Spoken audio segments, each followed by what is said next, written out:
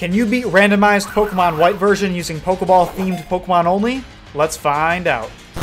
Starting off here, we're going to obtain our starting Pokemon Voltorb and Foongus.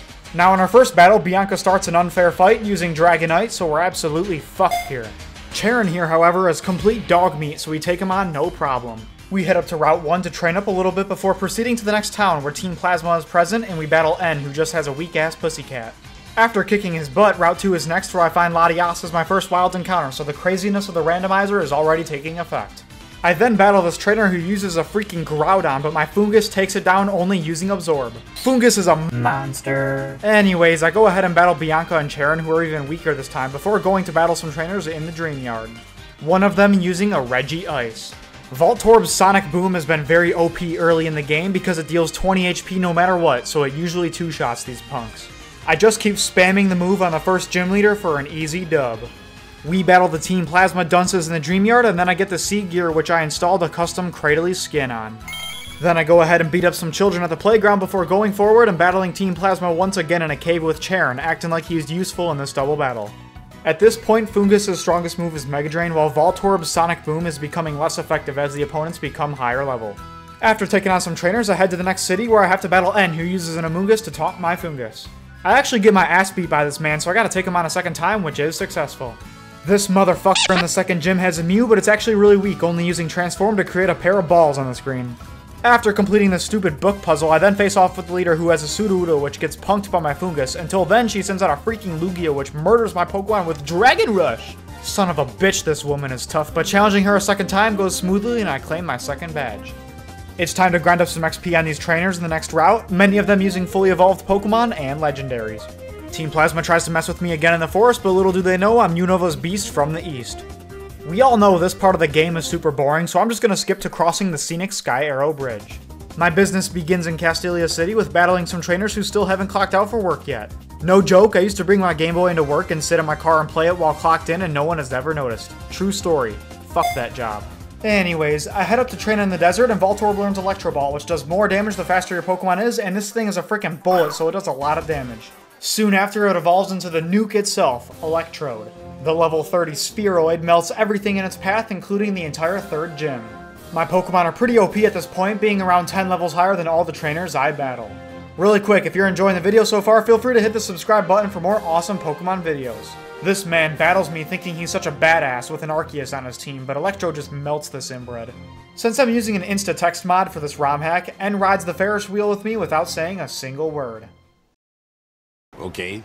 Then his Blissey bitch slaps my balls, so I beat the hell out of it, no issue at all. I go ahead and ride this roller coaster until I reach the leader, whose strongest Pokemon is a purple hog my Foongus crushes with Feint Attack. The challenge of only using Pokeball themed Pokemon on a randomizer is much easier than I thought so far, now that we have half our badges. So I'm a complete dumbass here and forgot to hit the record button on my way to Driftvale City, but nothing too interesting happened before this gym leader battle, which goes pretty smoothly with a combination of Electrode's Charge Beam and Electro Ball. You know what I absolutely fucking hate in Pokemon Black and White? Is these suck-ass rivals have to battle you after every damn gym. They just gotta piss off and get a life. Up next, it's time to head into Chargestone Cave, ooh yeah. There's a bunch of trainers and Team Plasma grunts here who are not difficult at all. We have to battle N once again, and defeating him allows my Foongus to evolve into Amoonguss. Time to take on the next gym. The leader isn't that difficult, even with using a Kyogre on our team because it's weak to both my Pokemon. The Pokeball Pokemon are making quite a strong duo, with their levels being in the 40s. Twizzler Mountain is a breeze against these trainers, and my Pokemon just keep grinding XP before the 7th gym. This gym also ain't much of a challenge, with the leader Bryce getting iced by the Electric Sphere. Why the fuck do these Team Plasma grunts only have one Pokemon at level 34? It's just a waste of my time. This one grunt, however, has 2 legendary Pokemon on his team, but he gets dogged on by my Electrode. Next, we gotta head into Relic Castle. Team Plasma can't even put up a fight with the levels my Electrode and Amoonguss are, so there ain't much going on here. The first few trainers in the 8th gym are actually kinda cracked, using legendary Pokemon that are somewhat closer to me in level. I like Pokemon Black and White, but can we all agree this is the dumbest puzzle in any Pokemon gym? Iris is really weak, having a Barbitch and a Solosis on her team.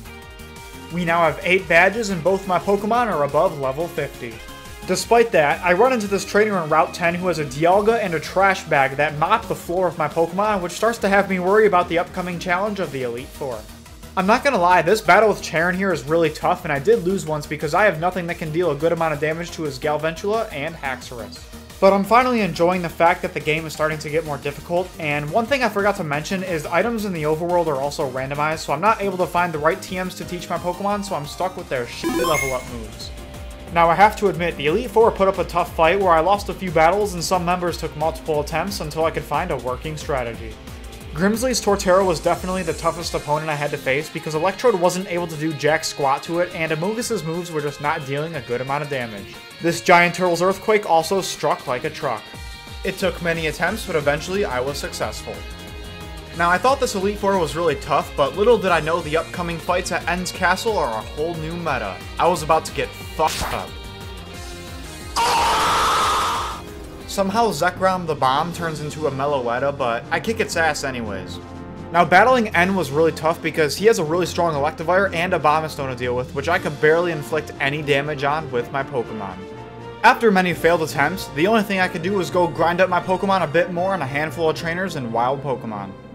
Route 10 had the chance of spawning Blissey as well as some other fully evolved Pokemon, so that's where I spent my next few hours. I was kinda pissed the hell off because I had to spend an unbelievable amount of time training just to take on these last two fights. I got the Pokeball Mushroom to level 64 and the Electric Spheroid to level 63. I had to resort to building up Electrode's rollout to take down most of his team, and Amoonguss was just barely able to survive Electivire, only staying alive with Giga Drain. That was a fucking hard battle to win, but at least I don't have to say the same with Gehetsis, who uses some fully evolved Pokemon, but none of them were much of a threat because my Pokemon are jacked.